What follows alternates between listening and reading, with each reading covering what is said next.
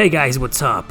Today I want to show you 15 hidden JRPG gems that I rarely talk about, games that I've covered in previous videos, so all of the clips you'll see today are from both old and not so old videos. All of them from several different consoles, and please note that all of these games are in random order. So let's begin!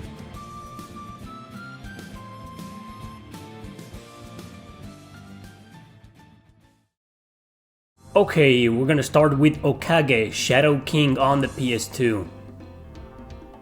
Okage is one of those RPGs on the PS2 that nobody paid attention to when it came out. Also, it doesn't look like your everyday anime style game. Characters here are super deformed and they look beyond weird. That is actually part of its charm, I guess. This is a story about a boy who makes a pact with Stan, the great evil king who becomes a shadow to him. The goal is to find the other evil kings and defeat them so Stan can conquer the world. In fact, the original name of this game is Me and the Evil King. I wonder why they changed the name, huh? Anyway, it's a turn-based RPG where you fight normally in turns like any average game of its kind, but with the addition of using the shadow to make powerful attacks. Also giving the chance to the player to wait in order to make combos with the other characters. Okage is a very unique RPG in terms of art style and story, considering its enormous weirdness. Other than that, it is a pretty standard turn-based RPG, but one that is definitely worth checking out. Now available digitally on the PS4 too, by the way.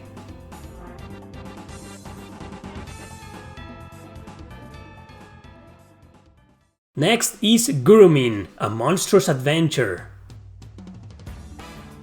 Originally released for PC, it is an action RPG, also available for PSP and 3DS. Only physical version, however, remains exclusive to the PSP. Now, this game is for kids. Let me emphasize that, because it's highly quirky, cheesy, and very childish. Honestly, it feels like a Nickelodeon RPG made in Japan. However, it's quite fun. It's a game that you start in either easy or normal difficulty, but beating it unlocks hard mode, and so on. Revolves around a little girl called Perrin, whose parents send her to live with her grandfather. Since there are no other kids living in that town, she befriends a group of monsters that live in a village nearby. Your quest begins as an excuse for exploration at first, then to help the monster village after being destroyed. This game has a lot of charm and great music, like most Falcom RPGs. The core of the gameplay relies on fast-paced controls that are quite easy to understand. You go on about with your drill as a weapon, upgrading it in some of the dungeons and areas you'll visit. Platforming elements are there, and it's a 3D game, meaning you can expect the usual shenanigans. So explore a place, solve simple puzzles, beat monsters, destroy things, find an item, sometimes fight a boss, rinse and repeat. Overall, it's a pretty decent game that can be somewhat addicting if you find a way to enjoy it.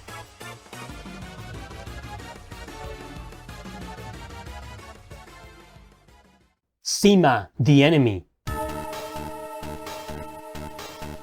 Also known as Frontier Stories, this Game Boy Advance exclusive is a very unknown and niche hidden gem that will definitely pique your interest. At first glance, it looks like your average, kinda mediocre action RPG, but trust me, that's just the surface of it all. Because it's actually a real-time action and strategy RPG. Your goal isn't just to destroy your enemies, who often respawn because of these crystals. Nope. You need to lead all these NPCs to safety, which are not exactly NPCs, but we'll get to that later. The thing is that you have to pinpoint the locations you'll want them to move to while defending them. So, tower defense elements, huh? Nah, I'm exaggerating. But yeah, you gotta escort them from point A to point B. I said they weren't exactly NPCs because they're all a part of your entourage, traveling with you, all of them equipped with something. So they are, in a way, your party members! Every single mission of the game will involve a different objective, although most of them will have escort and fighting in common. Overall, there's just no way to classify this strange RPG into one subgenre. Is it any good? It is, in my opinion, but I think some areas could have done easily better.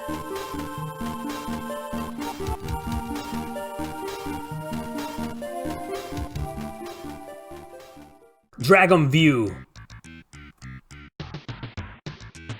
also known as sadly Draken 2, this is an action RPG in 2D that will undoubtedly try your patience. I said sadly because Draken is the absolute worst JRPG ever on the Super Nintendo. Dragon View suffered the consequences of that and unfortunately became an obscure gem on the system. First, you travel in these fake 3D areas in a first-person perspective. Once you go inside any of the dungeons, you'll turn into a side-scrolling adventure. There, you will battle enemies, some of them being so damn hard to hit. Playing an early hack and slash will get you through, but analyzing these foes and knowing the hows and the whens is the path to victory. Just imagine a 16-bit and 2D version of the Soulsborne series and you'll get the idea. It's not that technical when it comes to making strategies, but it can get a little bit over the top sometimes. Its difficulty lies within not knowing how to fight your enemies, so you better be prepared for a journey of masochism if you decide to rush against them. Overall, Dragon View is a simple, linear RPG with a generic story but a very solid gameplay. A good choice for a gamer in search of a challenge.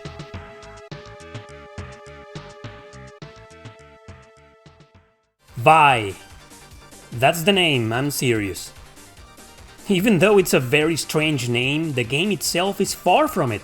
In simple terms, it's a turn-based RPG, nothing more, nothing less.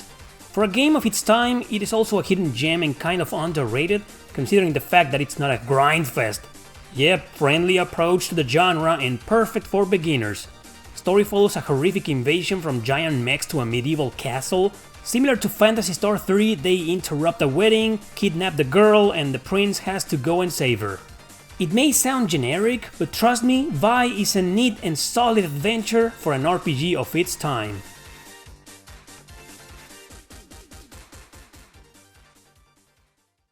Drone Tactics. The most extremely unknown of it all, and it's actually one of the best here. As you may have guessed, it's a strategy RPG with player and enemy faces like in Fire Emblem. You control a bunch of bugs from all types that, thanks to the master cards, can be transformed into drones. That way they'll be able to fight against their enemies in short maps through terrain-affected areas. Upon making contact, they'll be able to use a melee, gun or cannon attack. Every drone excels in only one of those, so it's important to know what to use. And when the enemy attacks you, you'll be able to counter, defend or evade. Controls are great, as is the interface, the menus and the pacing. It's honestly a childish treat to strategy RPG lovers like me.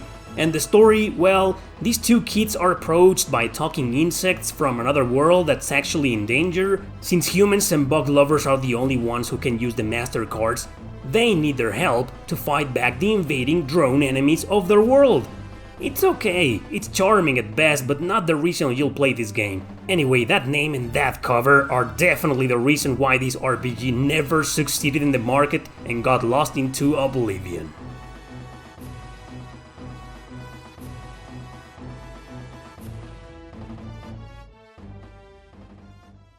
Wizardry: Tale of the Forsaken Land.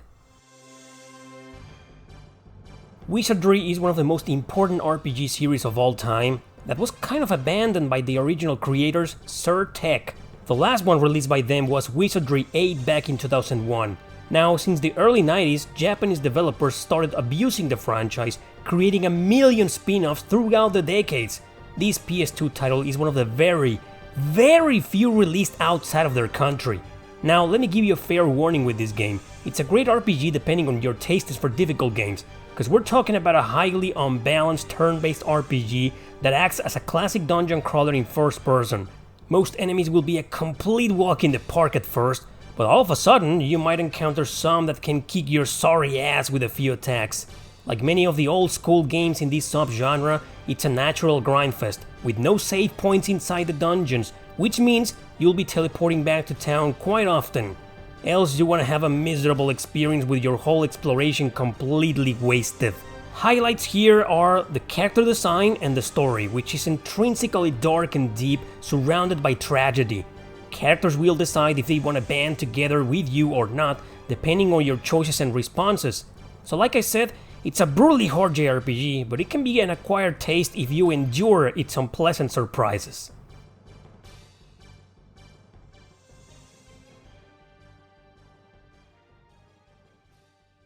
Stella Glow. We're back with sexy lowlies, Wally knights, and colorful characters to tell the story of the witches in Stella Glow. Anyway, this one is also grid-based, but it plays differently. Maps are overall your average in tactical games, but they're pretty well done and engaging. This makes the game simple, but in a very good sense. Characters have different skills, and every time you use one of them, these 3D animations play, which are pretty cool to watch. Obviously, this RPG revolves around a harem, which means your main character can tune in with the witches you'll be recruiting throughout the game. Stella Glow is a fantastic title, one I think will suit perfectly for those lowly lovers and cute character models. It may not be among the best strategy RPGs of all time, but it's undoubtedly an underrated exclusive on the Nintendo 3DS.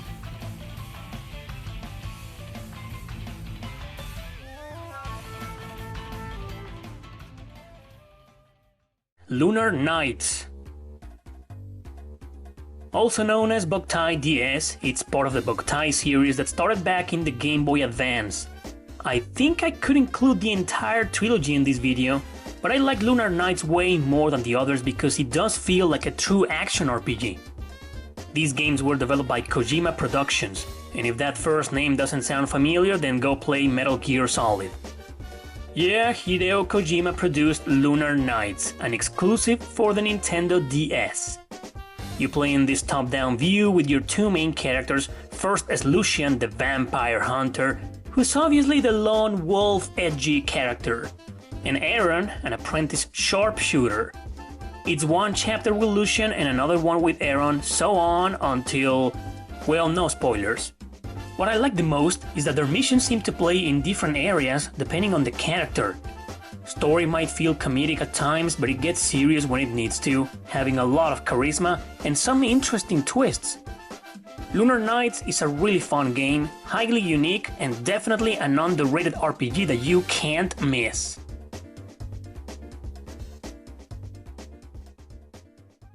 The Princess Guide.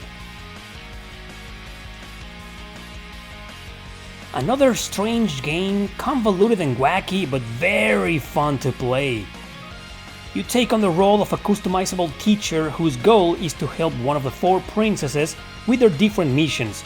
You can't take the story seriously as it is a silly clown fest, especially with the characters weirdly trembling whenever they talk.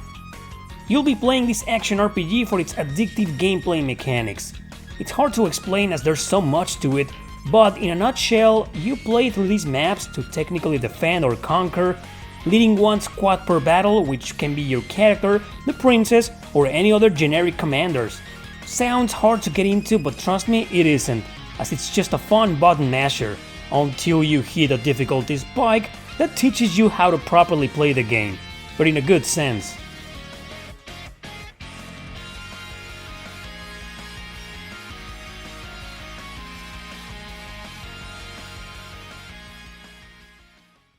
Ray Gigant. Nobody expected this hidden gem from Bandai Namco to be successful or to become mainstream. Hell, I bet they weren't even expecting that. And you know what happened? Precisely that. It wasn't. But at least it was localized and a physical version of it was published in North America by Limited Run Games. Good luck getting one though, since it's somewhat expensive nowadays, now that they stopped selling it themselves. It was also released for PC actually. Anyway, Ray Gigant is a dungeon crawler in first person where you walk around, filling up a map and fighting enemies on a turn-based system. Battles are very unique and interesting with 3 active party members at a time. Sometimes you go into these battle mechanics that involve a small rhythm game, which can turn the combat in your favor. The game also has some visual novel aspects while in your base, giving it a small taste of variety.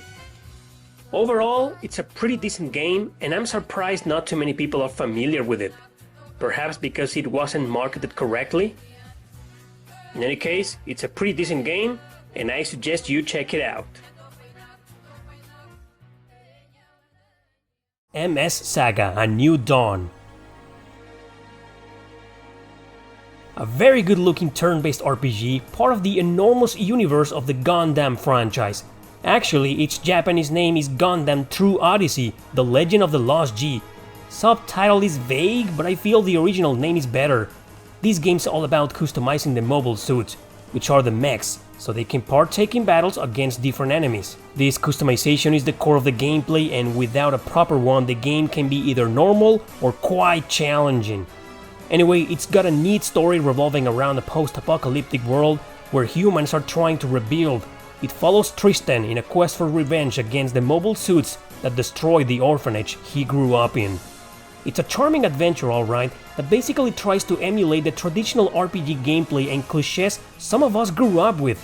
And if you're wondering about having to play the other Gundam games to understand this one, don't worry, it's a standalone title. Give it a try if you can, well, if you find it for a decent price.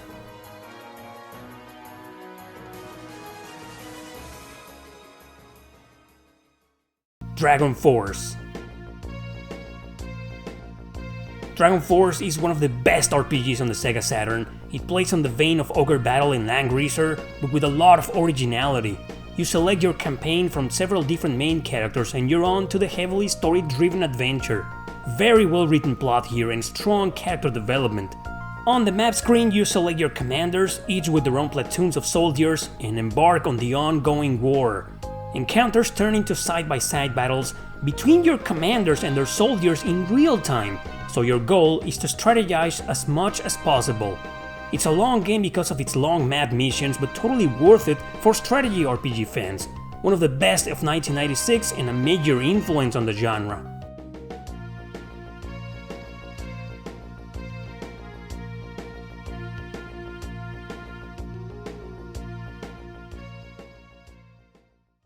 Genshin, the Timeless Land. Many of the games in this list have been sort of a joke when it comes to stories and appeal, which is also the reason why people don't believe they're actually good. Genshin is one perfect example, although its cover gives you a good impression from the beginning. However, the gameplay and visuals, as you can see, can easily turn off a lot of people simply by looking so retro and colorful. This action RPG has a lot of charisma and you'll be laughing your ass off with how many idiocies the story offers. It just never takes itself seriously. Platforming in 2D while fighting with a few allies against these monsters can be quite entertaining. You do all these missions against the clock to compete for points and better rewards. Then you go back to town where it's time to talk to people, a place where the story mainly develops for the most part. You enter shops and little by little start unlocking these skills to get more powerful. You know, this game is highly repetitive, but trust me, I say this in a good sense as it is extremely addictive to play. If you want a break from all those serious and complicated RPGs out there, Genshin might be actually a great idea for you to play.